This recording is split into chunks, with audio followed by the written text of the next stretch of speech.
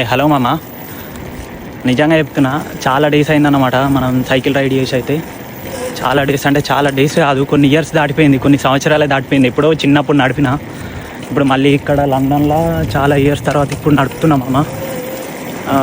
ఒక్కసారి చూడు.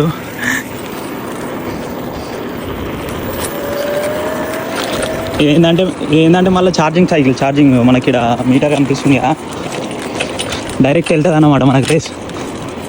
మనం సైక్లింగ్ చేయొచ్చు, అలానే ఛార్జింగ్ పెట్టి దీన్ని రైడ్ చేయొచ్చు అన్నమాట.